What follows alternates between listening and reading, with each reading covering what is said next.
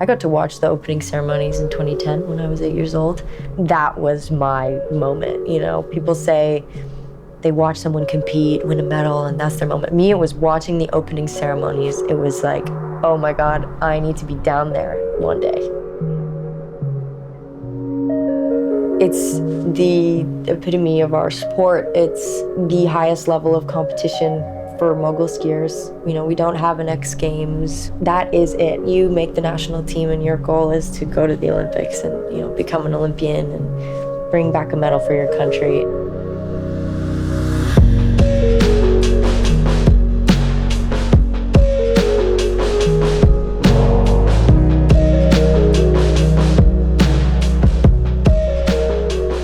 We're in Ruka, Finland, the middle of nowhere. We're like in the Arctic Circle.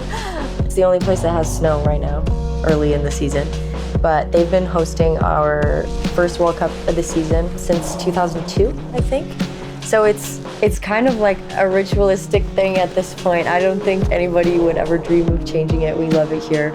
Skiing under the lights is such a treat. You know, we don't get a lot of sunlight here, but skiing under the lights on a course and a pitch like this, it's one of the best courses in the world, I would say, that we have on tour. And yeah, it's kind of a classic. Everybody gets excited for it. So this would be my 5th time here.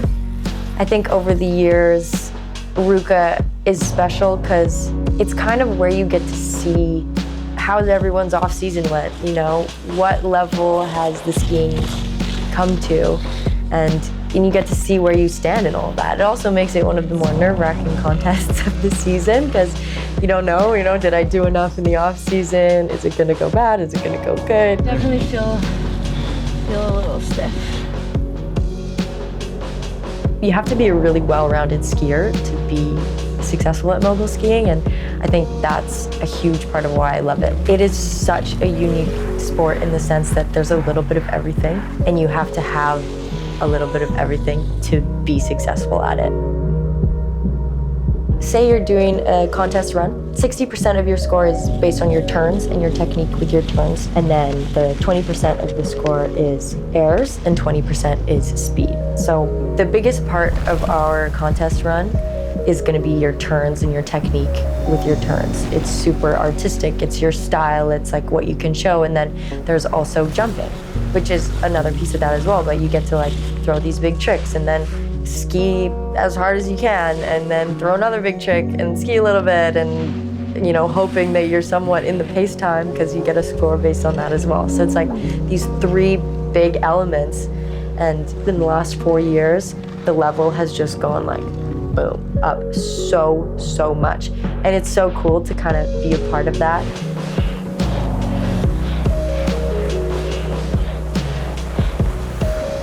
I grew up in Saskatoon, Saskatchewan. Super flat, like hardcore prairie town. If anybody knows anything about Saskatchewan, it is the flattest place I've ever seen. I was really fortunate. My parents used to run the local hill just outside of town, Mount Blackstrap, 45 meters of elevation.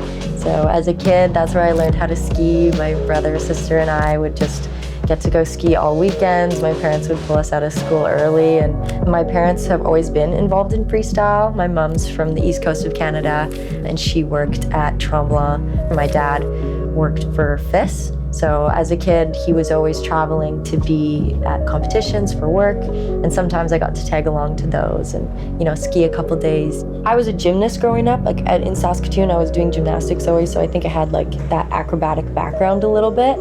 So it was kind of natural for me to start flipping on skis, doing tricks on skis. Maïa, look at you, baby! In 2010, I watched the Vancouver Winter Games. My dad was working there. I was actually in the athletes' tent during the women's mogul final because it was pouring rain. My dad snuck us in. We were watching through the tent. We spent a month there and I joined the Whistler Club. So I skied every weekend with a bunch of kids who had skied a lot more than me back then. But I just loved it. I loved it, and my parents loved it too. And so they were really grateful. They were super committed to helping me. From there, I joined the Alberta provincial team, did 2 years there, and I made the national team when I was 16. Okay, let's focus on jump this morning. That was Okay. your idea, right? Yesterday Yeah. you mentioned. Like a little bit more section jump, Yep.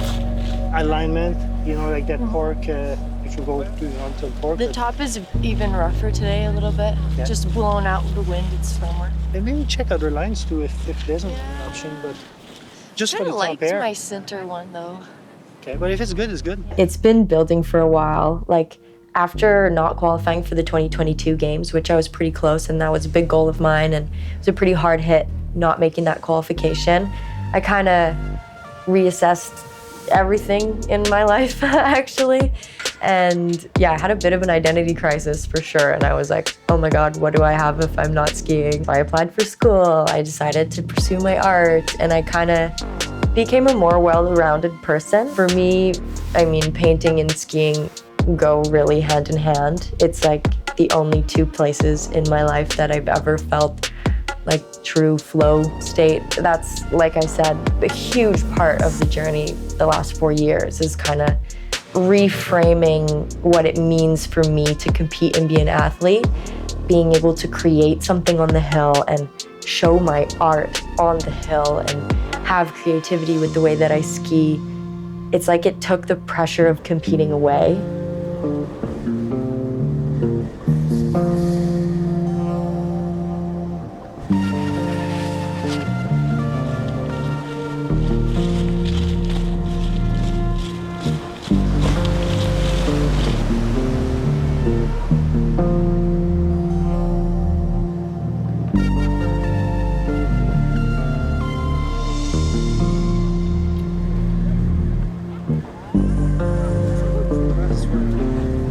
We qualified for the Olympics for mogul skiing in my discipline. We had to get 2 podiums at the 3 selected events, and that was Val-Saint-Côme, our home World Cup in Quebec, Livigno, the Olympic test event, and World Championships in St. Moritz. I had skied well in the season going into Val-Saint-Côme. I had my first single moguls podium, 3rd place, and a lot of 4th places in between. So I knew I was capable of the podium, but going into Saint-Côme, I definitely felt the pressure knowing that it was one of those, selected to qualify events.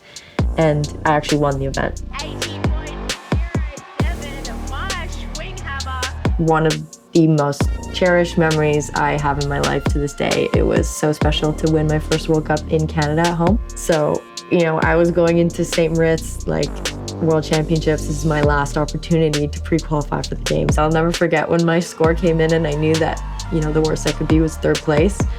The relief in my whole being, just realizing holy shit, I'm going to the Olympics.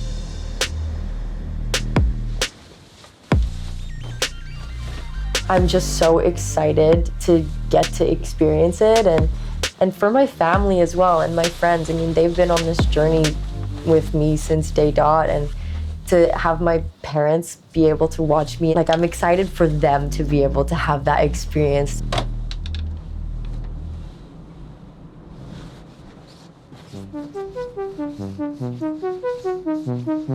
I want to perform the way I can perform on that stage in front of my friends and family. I know if I can do that, I should be in a pretty good position to get that medal. Looking at it that way and just seeing it as this opportunity really to show what I've been working on for the last better part of 10 years. I think that's the big goal for me. And if I can cross the finish line and be proud of what I just skied and what I just created out there on the course, I think I'll be really happy.